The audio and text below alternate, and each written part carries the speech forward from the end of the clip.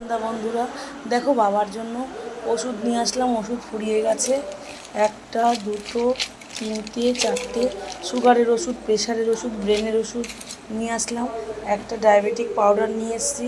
ওইটা এই পাউডারটা খাওয়ালে নাকি সুগার কম থাকে, কোলেস্ট্রল কম থাকে, সব কন্ট্রোলে থাকে, প্রেশার ঠিক থাকে। তাই এই জন্য বাবার এইটা নিয়ে এসেছি। বাবার জন্য বন্ধুরা এই পাউডারটা নিয়ে এসেছি। ছেলের জন্য এনেছি ঘুগনি, রুটি দিয়ে ঘুগনি খাবে। আর বাবার জন্য মৌসুমি লেবু নিয়ে এসেছি, দেখতে পাচ্ছ। এনেছি কাঁঠালি কলা এনেছি। আর বিশেষ কিছু আনিনি বন্ধু। এখন বাবার কাছে যাচ্ছি।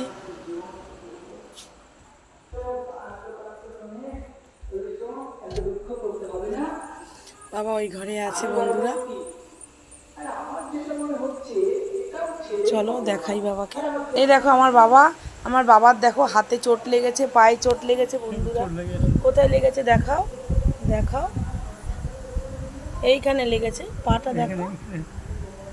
এই দেখো বন্ধুরা কতটা কেটে গেছে আমার বাবার পা, কত ব্যথা পেয়েছে বাবা। দেখেছো হাতে চোট লেগেছে, ওই হাতটা দেখাও।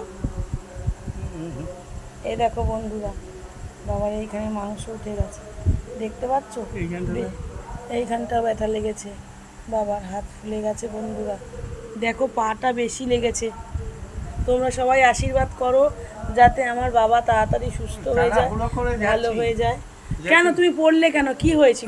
তাড়াহুড়ো করে যাচ্ছিলাম, পড়ে গেছে। কেন তুমি তাড়াহুড়ো করবে কেন? তোমার দেখো চোখের সামনে দেখো কিরকম হয়ে গেছে, ফুলে গেছে, দেখতে পাচ্ছ বন্ধুরা? ব্যথা পেয়েছে আমার বাবা। তোমরা সবাই আশীর্বাদ করো আমার বাবা যেন তাড়াতাড়ি সুস্থ হয়ে যায়, সুস্থ হয়ে ভালোভাবে চলাফেরা করে। বন্ধুরা সঙ্গে থেকো, ভালো থেকো। প্রত্যেকটা বন্ধু আমার ব্লগ দেখো, যদি ভুল ত্রুটি হয়ে থাকে কমেন্টের মাধ্যমে জানিও, এবং সঙ্গে থেকো, ভালো থেকো, সুস্থ থেকো।